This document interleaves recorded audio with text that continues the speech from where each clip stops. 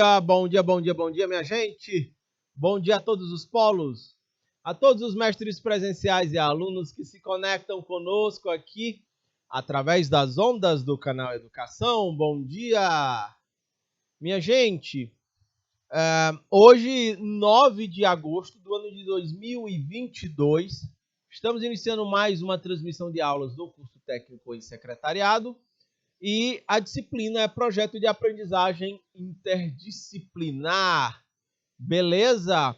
Estou diretamente do Estúdio 6. Eu, o Jackson, como diretor de imagens e a Gardênia como prof assistente. Nós vamos juntos agora de 9h20 até as 10h20. Beleza? Pode ampliar o slide todo aí na tela, por favor. Jackson. Bom dia, Barreiras do Piauí. Bom dia, minha gente. Bom dia, Gardênia. Tô vendo aqui um monte de polo conectado com a gente aqui no chat do IPTV. Alvorada do Gurgueia, Barreiras do Piauí, Belém do Piauí, Beneditinos, Betânia do Piauí.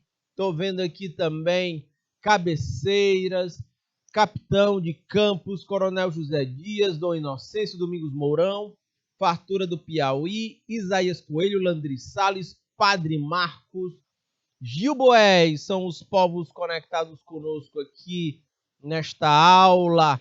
Olha aí os coronelinos dando um bom dia.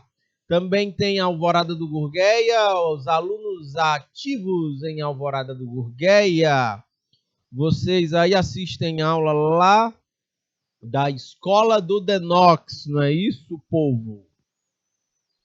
Vamos adiante. Deixa eu mostrar aqui, estou pescando aqui para ver quais são as datas de hoje. Hoje, 9 de agosto, estamos a 221 dias desde o início do ano. E hoje é dia do amante do livro. Olha só que coisa massa. Amante do livro. Ok. Para quem gosta de leitura, tá aí. Hoje é dia da ecoterapia. Ecoterapia, eu acredito que deve ser aquela terapia que pessoas com deficiência fazem usando cavalos, né? Também hoje é dia do porco, viu? Pense numa das carnes de churrasco mais gostosas que tem, é a do porco, né? Final de ano, inclusive, o churrasco do porco é bom porque o porco ele fuça para frente, né? Tem essa história, tem essa lenda aí por trás, certo? Então, dia do amante do livro, dia do porco, principalmente, né? Hoje também é dia dos povos indígenas, olha aí. Minha bisavó era índia também, então tenho descendência de índio aí. Fartura do Piauí, bom dia! Quem mais? Bom dia. Kailane, a aluna Kailane aqui dando bom dia, fartura. Emanuela da Mata, bom dia. Bom dia para o Kleber, para o José Marcos e para o Severino. Bom dia, Emanuela, e para toda a galera aí. Vamos adiante. Estamos tratando de agronegócio no nível local e regional e nacional. Então vamos adiante. Sou o professor Fernando Galvão, vamos até às 10h20. A ideia da aula de hoje é reconhecer o agronegócio como uma atividade econômica. Vamos adiante. A gente está falando de agronegócio. A gente está falando de agronegócio da porteira para fora e agora estamos falando da porteira para dentro. Ok? Então, ó o que é que faz parte da gestão no agronegócio da porteira para dentro. É importante que haja o controle dos estoques. Deixa eu botar aqui o marca-texto e o azulzinho. Controle dos estoques, Está antenado em relação ao preço dos insumos, dos produtos e serviços, informações meteorológicas, relacionamento com cooperativas, com associações ou sindicatos. Esses são pontos muito importantes. Ora, bora imaginar que você trabalhe na área de secretariado numa granja. Aumenta o preço do saco de milho. O milho é base de ração para muitos animais, principalmente para frangos. Isso vai impactar na estrutura de custos da granja. Olha como é importante ter isso, o conhecimento a respeito dos preços dos insumos, de produtos ou de serviços, né? O controle do estoque, porque às vezes o preço do produto está em queda. Se você colocar para vender, você vai realizar prejuízo ou vai ter lucros muito baixos. O controle do estoque ajuda nisso. Você estoca para esperar o preço se recuperar e aí você coloca no mercado. Isso pode passar pela mesa do profissional da área de secretariado que esteja trabalhando em algum empreendimento da agropecuária, do agronegócio, sacam? Boas informações meteorológicas, porque as condições climáticas afetam diretamente as atividades que giram em torno do agronegócio e relacionamento com cooperativas, associações e sindicatos. Tá bom? Também faz parte a indústria que está depois da porteira. A gente está falando de transporte, de armazenamento. Aqui, mais especificamente, deixa eu destacar aqui de vermelhinho, transporte e armazenagem.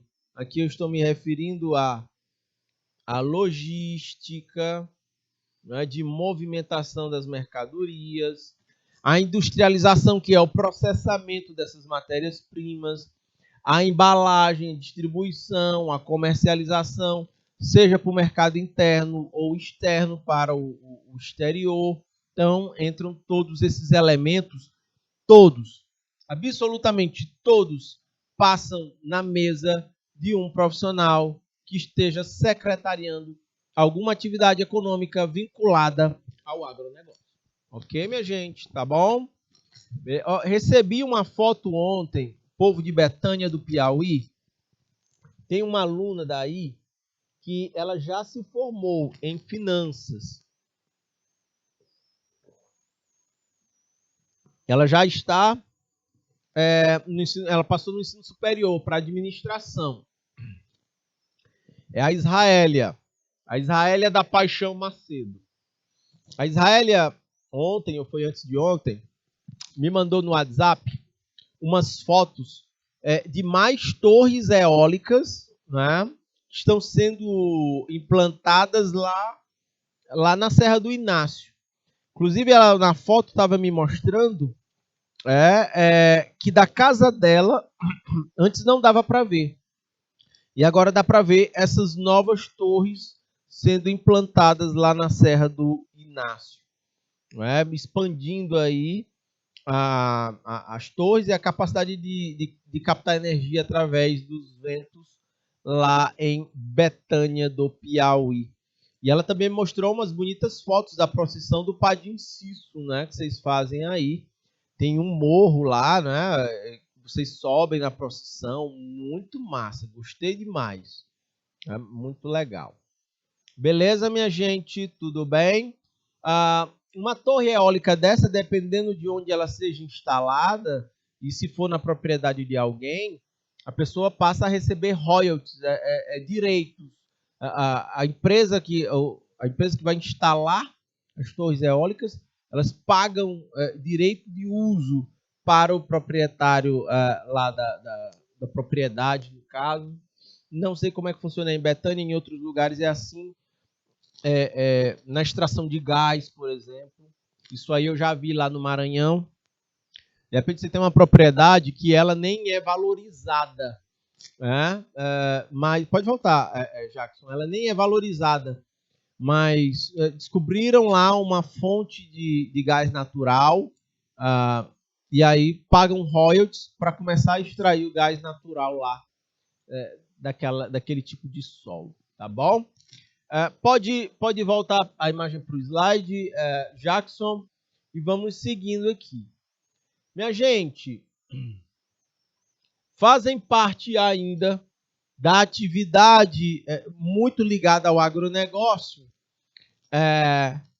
madeira e seus derivados, ou seja, a atividade econômica que produz aqui madeira, que extrai madeira e seus derivados, porque aí da madeira você produz tanto o papel como a celulose, tem a própria produção de flores, também de fibras de algodão e sisal, tem a produção de energia, etanol e biodiesel, a produção de borracha a partir da seringueira, produtos de couro, produção de perfumes, tem bebidas também que são produzidas, todas que se articulam em torno da atividade do agronegócio. Bom dia, Thalisson Magalhães, câmbio. Beleza? Povo de Giboés, Alvorada do Gurgueia, Barreiras do Piauí, Belém, Beneditinos, Betânia do Piauí, Cabeceiras, Capitão de Campos, Coronel José Dias, Dom Inocêncio, Domingos Mourão, Fartura do Piauí, Isaías Coelho, Landry Salles. Também tem aqui a Mariana da Seduc. Câmbio, bom dia. Então, minha gente, além disso, destacada em amarelo, se articula significativamente com questões sociais, o agronegócio, porque é a partir dessas produções, dessas atividades econômicas, que a gente consegue ter garantia alimentar, qualidade nos alimentos produzidos, também empregos viabilizados ao longo de toda a cadeia, empregos diretos e indiretos, tá bom? Garantia alimentar, a gente pode fazer algumas ponderações. Por que eu digo isso? Porque o agronegócio, em boa parte, em uma parte expressiva, ele se foca para abastecer o mercado externo, para exportar, para vender para o exterior. E você vai, de repente, numa região litorânea, tem uma fazenda de camarão que ela produz camarão, mas a produção é toda voltada para o exterior. Sacam isso? Pode acontecer. Olha o pessoal de Padre Marcos aqui participando. Aqui em Padre Marcos está sendo bem trabalhada e evidenciada a agricultura familiar. Massa, muito interessante. Eu gosto muito de estudar o assunto, o povo de Padre Marcos. A gente vê sempre muitos estímulos ao agronegócio, que é de grande porte, envolve tecnologia, envolve grandes propriedades de terra, muito capital investido. E no Brasil a gente vê pouco estímulo à agricultura familiar, proporcionalmente falando. Então, mas a grande sacada é exatamente essa, povo de Padre Marcos. É a gente ter tanto estímulos ao agronegócio, como também para a agricultura familiar, que é menor porte, né? Muito mais gente trabalha nesse segmento, né? E tem a agricultura familiar que também se volta para o mercado, mas também tem uma que é de subsistência. E, inclusive, entendo que a formação de cooperativas e associações produtivas, quando bem organizadas e geridas, podem contribuir muito fortemente para o fortalecimento da agricultura familiar. Sou um apaixonado pelo tema. Beleza? Minha gente, também tem outros pontos, né? A saúde humana, a saúde animal, elas fazem parte dessa dinâmica do agronegócio, assim como o bem-estar geral dependem, né? Em qualquer país do mundo. Tá bom? Emanuela, Thalisson. Povo de Coronel José Dias, de Alvorada do Gurgueia, Fartura, Betânia e Padre Marcos. Vamos adiante. Só um instante aqui. Vamos lá. Agora, nem tudo são flores. Existem dificuldades no setor, existem obstáculos que elevam os riscos das atividades produtivas que fazem parte da cadeia. Por exemplo, nós temos aqui o aumento de custos de produção, né? Pode ocorrer, deixa eu destacar aqui, aumentos dos custos de produção, motivados pelo crescimento da demanda de insumos, né? Os preços altos do petróleo, os preços altos do aço, o aço, o minério de ferro deram uma disparada de preços agora nos últimos tempos, e isso dá uma pressionada nos custos de várias atividades produtivas, ok? Esses custos de produção, eles comprometem as margens de lucro e elevam os riscos da atividade produtiva na agricultura, sacam? Também tem essa coisa, ó, a alta dos preços do petróleo, elas interferem não somente nos preços dos combustíveis que são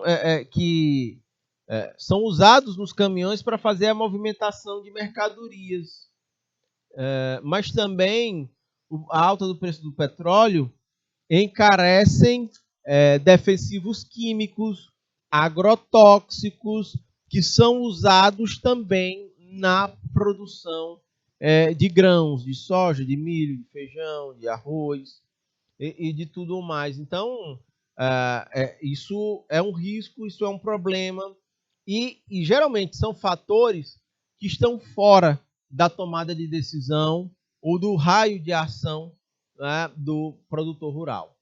Um outro ponto de destaque, meus caros futuros técnicos em secretariado, é a diminuição de preços internos ou preços externos, né? Isso aqui também compromete o ganho dos produtores rurais. Isso está acontecendo nesse exato instante na suinocultura.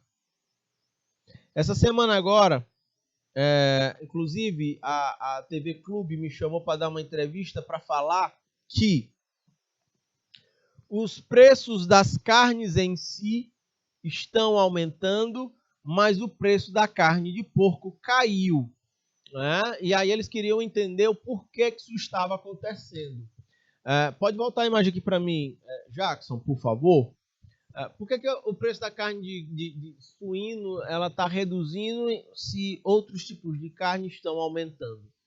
Vejam só, ainda no ano de 2019, lá na China, mais de 1 bilhão de pessoas, e a China produz muito suíno para dar conta da alimentação de todas as pessoas lá.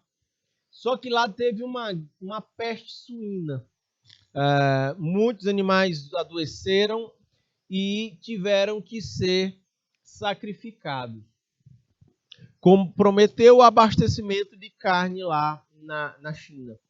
Então, para compensar isso, a China aumentou as compras de carne bovina do Brasil. Sacam? Também aumentaram as compras de carne suína no Brasil. Muitos produtores de gado e de porco aqui no Brasil aumentaram suas vendas para a China, aproveitando esse momento, essa oportunidade de mercado. Inclusive, quando parte dessa produção interna vai para a China, reduz a oferta desses produtos aqui no Brasil. E o preço, começa a subir. De carne bovina, carne suína e tudo mais. Sacam? O que está acontecendo nesse exato instante? Que a carne bovina continua cara e a suína caiu o preço. É porque ela na China, nesse tempo todo, já recompôs, né, a sua oferta, a sua capacidade de produzir carne suína.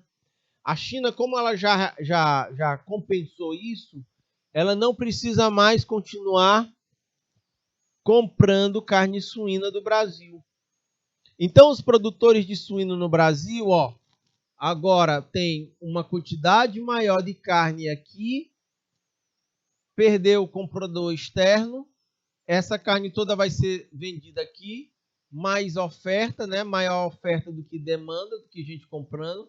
Tem mais a gente vendendo pouco do que comprando.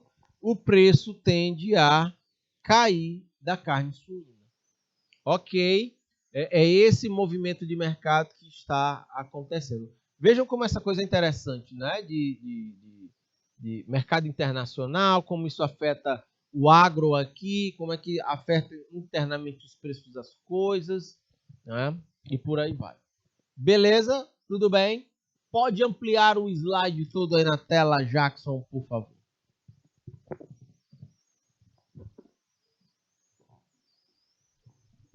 Outro ponto é a quebra de safras causadas por... Aí eu estou dizendo seca, mas a quebra de safra, Severino, alô, alô, a Emanuela da Mata está dando um alô para o Severino. Grande abraço, Emanuela, Severino, Thalisson. Bom dia, bom dia, bom dia. A quebra de safras, mas ela pode ocorrer por seca, ela pode ocorrer por excesso de chuva, né? Essa instabilidade climática e ela tende a se agravar, né? Problemas de clima, né? Lugar que é seco, chovendo muito, lugar que chove muito, experimentando os períodos de seca, de estiagem. Essa confusão climática, ela deixa a agricultura extremamente vulnerável nesse sentido. E toda vez que tem quebra de safra, né, você tem reduzidas as ofertas de produtos no mercado e isso puxa os preços para cima. Um exemplo bem recente disso foi o preço da cenoura. Você achava o quilo da cenoura fácil, R$11, 12, 13. Isso aconteceu por perda de safra de cenoura nas principais regiões produtoras aqui no Brasil. Aí o preço pipocou, foi lá para cima. O pessoal até brincava que um colar de cenoura estava valendo mais do que um colar de ouro, viu, Jackson? Eu tava com essa molecagem aí. Vamos adiante, minha gente. Então, são desafios do setor, são riscos. A gente também tem aí um risco que é o sucateamento da infraestrutura, dos transportes, né? A gente fala de estrada, de ferrovia, né? Por exemplo, a falta de infraestrutura com a pandemia, aí é um exemplo interessante para a gente fazer aqui, é que a demanda do comércio internacional, volta aqui para mim, Jackson, por favor. O aumento, a retomada da economia no pós-Covid, ela foi maior do que a infraestrutura logística disponível. Aí o que foi que aconteceu? Congestionamento de navios em vários portos espalhados pelo mundo. Você tinha literalmente congestionamento de navios. Os aeroportos, a infraestrutura estabelecida, e eu estou falando em mundo, no Brasil também, os portos não estavam sendo capazes de atender à demanda. E aí congestionamento, demora no despacho das mercadorias, né? E uma série de perda de prazos e uma série de outros problemas decorrentes disso. Então, esse é um ponto que merece destaque. Né? Entra na conta aí, se falar de Brasil, chamado custo Brasil. São custos que a gente tem, né, por uma série de ineficiências, do ponto de vista de estrada, de energia, do ponto de vista de ferrovia, de portos. Né? Eu me lembro, óbvio, isso já está com um certo tempo, essa reportagem, mas já aconteceu no Porto de Santos, né? Lá em São Paulo, que você tem containers, né? Containers que eles são ligados na energia. Você tem tomada né, eles refrigeram, por quê? Porque são containers que acondicionam produtos perecíveis, sobretudo do agronegócio. Bora imaginar aqui carne, por exemplo. O detalhe é que lá faltou energia. Nessa falta de energia, containers ficaram sem energia, sem acondicionamento, e levou a estragar muitos lotes de produtos perecíveis lá no porto, por conta dessa ineficiência, entendem? Lá já foi resolvida essa questão, o porto está na iniciativa privada, mas de qualquer forma, são ineficiências que precisam ser corrigidas ao longo do tempo. Algumas já foram superadas, outras ainda precisam ser. Tá bom? Beleza, temos problemas globais, temos também problemas aqui no Brasil. É muito interessante quando os containers, aquelas caixonas de metal que é onde se botam os produtos do transporte marítimo, quando elas não eram padronizadas, era muito complicado fazer o descarregamento e o carregamento dos containers nos portos. Tirar do navio, botar, você tem um gancho bem grande assim, o gancho de metalzão de ferro, ele pega do navio e coloca lá no porto, né? Para carregar nos caminhões, os contêineres, quando não eram padronizados, você tinha um problema aí nesse carregamento e descarregamento, mas já foi solucionado. Os contêineres hoje são padronizados. Os guindastes lá são adaptados para isso. Então ele vai, pega o container, pode botar já diretamente no caminhão. Já é tudo ajustado, tudo, sabe? É muito interessante o time. Isso agilizou bastante. Agora, também não elimina a possibilidade de um congestionamento de navios e containers num porto. Pode ampliar o slide todo aí na tela, Jackson. Um outro ponto fraco é questões macroeconômicas, de comportamento literalmente da economia mesmo. Eu me refiro aqui os juros da economia no Brasil está muito alto, está na casa dos 13%. O preço do dólar, quando ele é muito caro, a tributação muito elevada, um sistema tributário muito que impõe muitos impostos, taxas e contribuições na atividade produtiva. Tudo isso atrapalha o setor de agronegócio. Tá bom? Vamos adiante. Algumas tendências do setor de agronegócio. É bem interessante a gente ter esse olhar, povo de Padre Marcos, de Landry Salles, Isaías Coelho, Fartura do Piauí, Domingos Mourão, Dom Inocêncio, Coronel José Dias, Capitão de Campos, Betânia do Piauí, Beneditinos, Belém do Piauí, Barreiras, Alvorada do Gurgueia e Gil Boés. Vejam só. Existe uma crescente demanda, uma crescente procura de consumidores. Quando eu digo mais abonados, é porque são consumidores que têm maior poder aquisitivo, por estarem em todo o mundo buscando por produtos de melhor qualidade. E hoje essa melhor qualidade ela está associada à preservação ambiental. Então o Brasil precisa olhar para isso. Se a gente quer manter o status de grande produtor de alimentos, é importante entender que os nossos consumidores estrangeiros estão preocupados se o que a gente produz aqui está em conformidade com a legislação ambiental. Tá bom? Essa é uma pauta, essa é uma tendência no setor de agro atual e futura.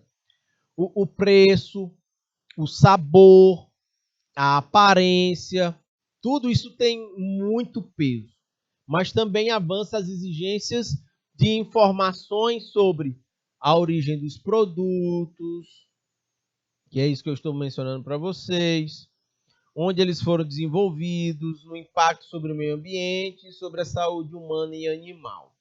Ok?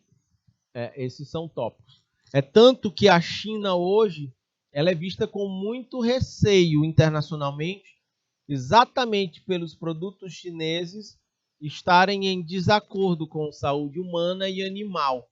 A China é tida como uma bomba sanitária, né? É de lá que vem muitas pragas, muitos vírus, muitas doenças que atingem tanto animais como as pessoas. Olha o coronavírus, olha a gripe aviária anteriormente, a gripe suína e por aí vai. Ok? E a China perde terreno nesse cenário. Bem, o Brasil precisa se ajustar para aproveitar esta oportunidade. Algumas outras tendências que fortalecem o agro no futuro é o crescimento populacional. A Organização Mundial do Comércio, da Saúde, ela estima que no ano 2050, o mundo hoje tem 7 bilhões de habitantes, chegamos a 9 bilhões. É muita gente. Então, tem um crescimento populacional, e isso exige mais capacidade de produzir alimentos, mudança no perfil da população. Né? Essa mudança no perfil da população, ela se mostra de duas formas. Deixa eu destacar aqui de caneta vermelhinha fina. Há uma expectativa de vida crescente, as pessoas estão vivendo por mais tempo. A taxa de natalidade em algumas regiões do Brasil está diminuindo, né, do mundo. Sobretudo, a população vai crescer na África e na Ásia. Na maior parte do mundo, aí nós vamos ter uma expectativa de vida, as pessoas vivendo cada vez mais tempo e menos gente nascendo, uma taxa de natalidade mais baixa. Também a diferença nas faixas de renda e de consumo. Isso aqui dá uma mexida e vai exigir também mais produção por parte do agronegócio. Um outro ponto, uma outra tendência do setor, como está dito aqui na letra E, são os avanços tecnológicos. Cada vez mais a gente tende a ver plantas resistentes a secas, modificadas geneticamente, resistentes a geadas, a pragas e doenças. Tudo isso através das sementes transgênicas. Podem ser alimentos mais ricos e até com um poder medicinal extra. A Emanuela está dizendo aí, mandando um alô aí também para o aluno José Marcos.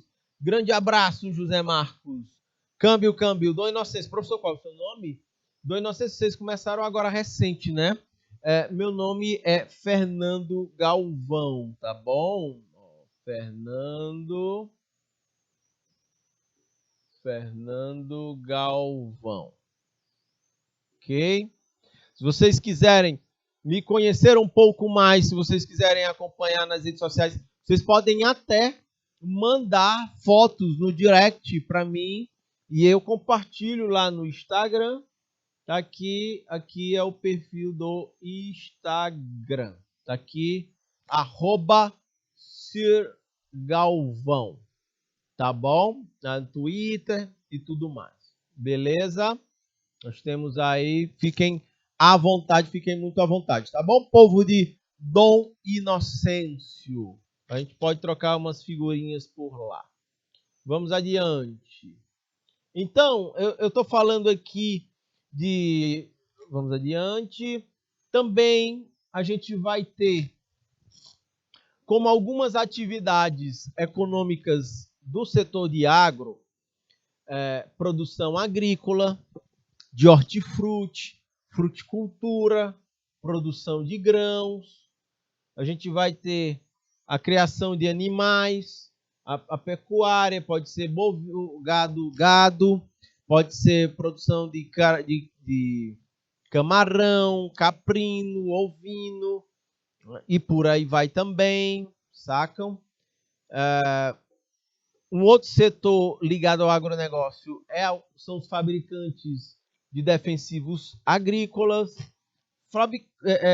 herbicidas, fertilizantes. Em todas essas áreas, vocês podem abrir janelas de oportunidade para vocês na área de secretariado, ok, minha gente? Desenvolvedoras de sementes para plantio, também entra na conta.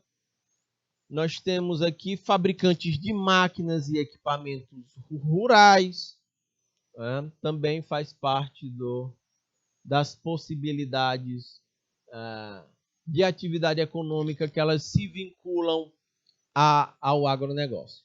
Dona Inocência, o meu nome é Maria do Socorro Nunes, a profa mediadora. Beleza, profa? Bom dia, seja bem-vinda. E é um prazer conhecê-la, tá bom? E vamos juntos, estamos juntos aqui na disciplina de projeto de aprendizagem interdisciplinar para o curso técnico de secretariado, mas também na disciplina de educação tecnológica e midiática. É porque a gente já assiste as duas aulas na segunda. Projeto de aprendizagem é uma aula segunda e outra terça-feira, tá bom?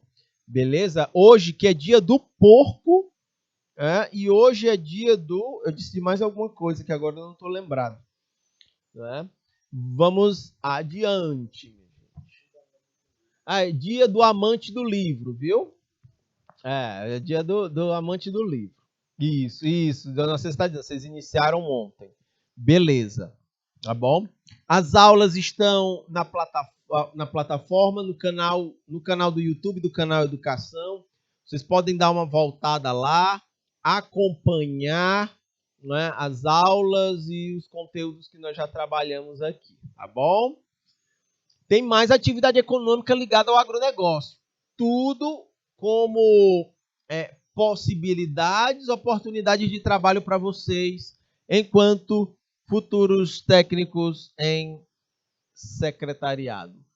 Tem empresas que são produtoras de ração, frigoríficos. Nós temos aqui empresas de laticínios. Olha, em Parnaíba, por exemplo, a gente vai ter aí uma bacia leiteira, produção de leite. A partir do leite pode ser empresas de laticínio, fabricantes de sucos também. Nós vamos ter moinhos, armazéns e silos, né, muito importantes no agronegócio para a armazenagem da produção. Tudo isso aqui são braços, vamos dizer assim, de operação do agronegócio. Tem vínculos com o agronegócio. Tá bom? Vamos adiante. A definição e o funcionamento do agronegócio em 3 níveis. Vamos apurar aqui. No primeiro nível de funcionamento do agronegócio, nós temos os produtores rurais, seja de micro, pequeno, médio ou grande porte. Tá bom? Aqui, no primeiro nível de funcionamento do agronegócio. Ok? Independente do porte. O povo no canal Seduc, né, porque não tem o nome aqui do polo de vocês, mas tem um canal Seduc ligado aqui no chat do IPTV, e aqui o pessoal está falando, o povo é de Riacho Frio. Bom dia, povo de Riacho Frio. São agora 10 horas batidas, viu? 10 horas redondinhas aqui. Um suco de caju gelado aí para vocês, viu, povo de Riacho Frio? Grande abraço e muito obrigado pela participação. No funcionamento do agronegócio, povo de Riacho Frio, a gente também tem um segundo nível. Nesse segundo nível aqui, são aquelas atividades econômicas que fornecem insumos como máquinas, equipamentos, sementes, defensivos químicos, ok? Para a produção. Esse aqui é o segundo nível, tá bom? E o terceiro nível no agronegócio, só um instante, deixa eu marcar aqui. No terceiro nível, a gente tem a cadeia de distribuição de tudo que é produzido no agro. Como foi dito aqui, não sei se foi nessa aula ou foi em outra, Alguém diz assim, o agro é tudo, né? O agro é pop, como diz lá na Globo.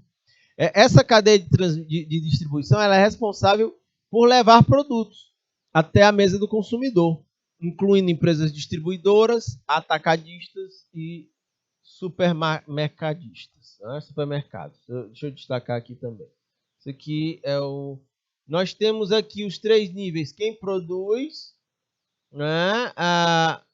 Elementos necessários para a produção, para o como produzir, e aqui a distribuição até o produto chegar, né, no mercado consumidor, no usuário final.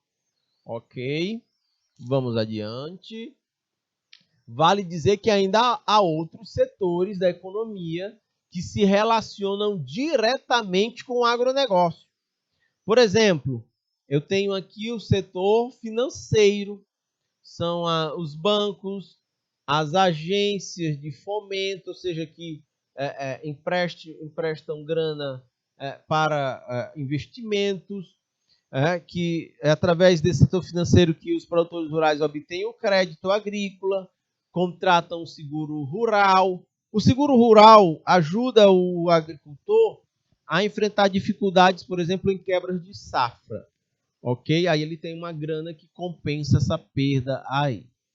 Opa, olha aqui, em Riacho Frio, nós temos aqui na turma o Henrique, o Ulisses, grande abraço, a Júlia, ali a Raquel, a Kemily, né, o Renan, o Pablo, o Raul, o Marcos, a Natália, a Eloá e a Gabi. Ou é Eloá Gabi? Né? É a mesma pessoa, são 2 pessoas diferentes. Tá essa galera toda acompanhando esta aula lá em Riacho Frio. Que massa, minha gente. Grande abraço. Também tem um outro setor que se liga ao agronegócio, né? Que é a indústria automotiva. A indústria fabricantes de tratores, de caminhões, dos implementos agrícolas, das máquinas que são usadas na produção agrícola, tá bom? Também a gente tem um outro setor, que é o farmacêutico, né? Eles produzem vacinas para as mais diversas culturas. Vacina bovina, para caprino, para suíno, para avicultura, para produção, piscicultura, para produção de peixes. A gente ainda tem esses segmentos que indiretamente atuam em complementação ou sinergia com o agronegócio. Tudo bem? Beleza? Vamos em frente. Aí, Lia Raquel, Henrique, Pablo Raul, Marcos, de Riacho Frio. Minha gente, os principais pontos que marcam o segmento do agronegócio no Brasil, aí são características importantes, a gente precisa destacar aqui, a disponibilidade, ou seja, menos de 10% do território brasileiro é utilizado como área de cultivo. Na verdade, o Brasil tem grandes quantidades de terras agricultáveis, ou que podem ser usadas. Óbvio, é preciso um equilíbrio aí com a preservação ambiental, o respeito aos limites com os territórios considerados indígenas. Tudo isso precisa ser observado. Mas o potencial agrícola, o Brasil já é um grande player, um grande produtor de grãos, de alimentos no mundo. Ele pode se fortalecer mais ainda nesse potencial ou nessa vocação. Um outro fator que a gente pode destacar é aqui o ambiente favorável, porque ele inclui a abundância de águas. Aqui no Brasil nós temos a maior reserva de água doce do mundo, que é o aquífero Guarani. Ele fica ali no trecho ali perto na região do Mato Grosso, ali região do Pantanal, ok? Olha aqui, a Emanuela da Mata, a prof assistente, está mandando aqui uma relação de alunos que acompanham essa aula lá de Coronel José Dias. O José Marcos, o Severino, o Kleber, a Emanuela, a Nicole, a Rafaela. Ah, não, aliás, a profa é Silvia. E aí tem a Emanuela, a Nicole, a Rafaela, o Kleber, o Severino, o Marcos, o José Marcos, câmbio. Essa galera toda são os coronelinos que participam aqui desta aula. Eu digo assim, minha gente, porque em aula de um outro curso técnico, quando eu vi Coronel José Dias, eu perguntei para o povo, viu, Jackson? Minha gente, quem nasce em Coronel José Dias é o quê? Porque eu não faço a menor ideia. E aí foram me dizer, né? É coronelino que a gente chama quem nasce em Coronel José Dias. Beleza. Fica ali pela região de São Raimundo Nonato, aquele trecho ali. Uma outra característica importante é Rafaela, Emanuela, Profa Silvia, José Marcos.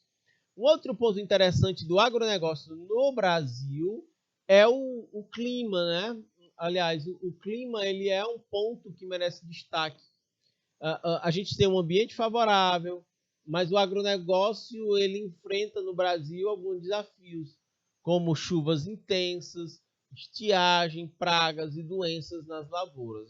Essa é uma dificuldade que, vamos dizer assim, eleva os riscos, né, de se atuar na área do agronegócio. Vamos adiante, deixa eu só circular com uma outra coisinha, como eu fiz com esses.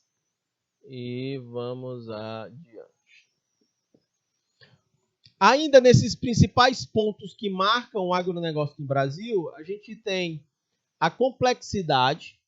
O Brasil é um país de dimensões continentais, tem longas distâncias para a distribuição da produção e nós temos um entrave logístico que a grande parte da movimentação de mercadorias no Brasil se dá através de rodovias, quando deveria ser de ferrovias.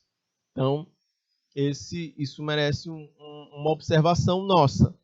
Meus caros futuros técnicos em secretariado, um outro ponto é a diversificação. Aqui no Brasil há um número bastante expressivo de produtos. A gente produz, aqui eu vou circular, a gente produz frutas, flores, hortaliças, açúcar, café, soja, algodão, cacau, madeira, borracha, carne, ovos. O Brasil é um dos maiores, se não o maior produtor de suco de laranja do mundo. Né? Nós somos muito bem ranqueados em todas essas culturas aí. Então, temos uma agricultura bem diversificada. Agora, no agronegócio também, muitas empresas elas são familiares. É uma característica na maior parte dos negócios rurais no Brasil. Geralmente, quando ocorre uma sucessão, ela é de pai para filhos, ok? Os filhos dando continuidade ao trabalho dos pais. Aqui fica dramático quando a gente olha para a agricultura familiar.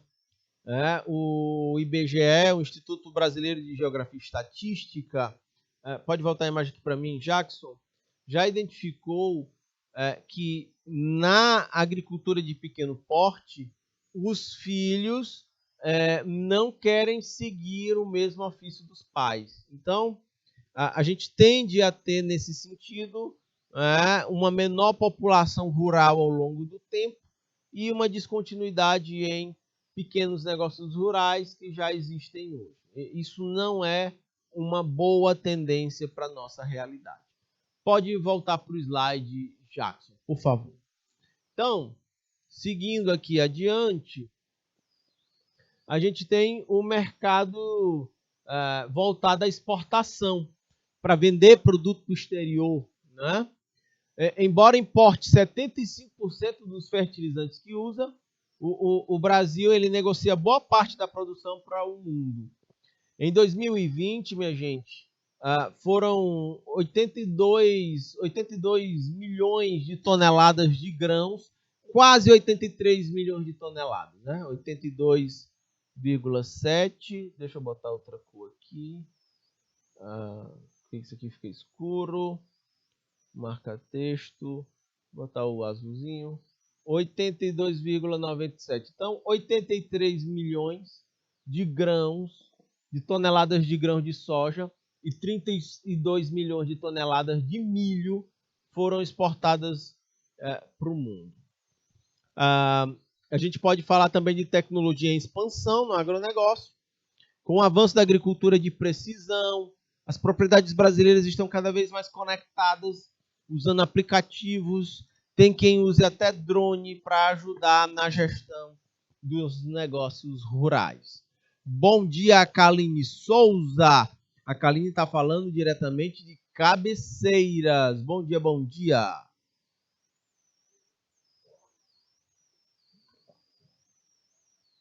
Vamos adiante. Estou tomando um carocinho de água aqui. Minha gente, uma outra característica do agronegócio é a concentração em grandes players. Quando eu digo grandes players, eu estou dizendo em grandes jogadores. São poucos grandes jogadores que dominam o mercado, são de grande porte, o que às vezes remete a um sistema de oligopólio. Poucos grandes produtores dominando todo um mercado consumidor. Com isso, menor oferta de preços, e condições de pagamento e recebimento. Essa também é uma característica do agronegócio brasileiro, e isso vem desde a colonização brasileira, algumas dessas características aqui. Ok? Se a gente for falar de agronegócio no nível regional, local e até nacional, eu destaquei aqui alguns dados que eu tirei da Secretaria do Planejamento do Piauí. Eu tive a oportunidade de trabalhar lá durante 2 anos e vi muitos desses estudos, muitos desses dados, então eu trouxe aqui para mostrar para vocês. O Piauí, minha gente, ele ocupa a 3ª posição na produção de soja no Nordeste. Ou seja, o Piauí ele produz 21% da produção de soja no Nordeste. A gente fica atrás da Bahia e do Maranhão. O que é curioso aqui na produção de soja? O Ceará não produz nenhum quilo de soja. Se aqui a gente produz toneladas de soja, o Ceará, por condições climáticas, não produz 1 quilo de soja. Entendem? É curioso isso. O Piauí ocupa, na produção de arroz, a 2ª posição no Nordeste. Ou seja, de toda a produção de arroz no Nordeste, a gente produz 28%. A gente só fica atrás do Maranhão.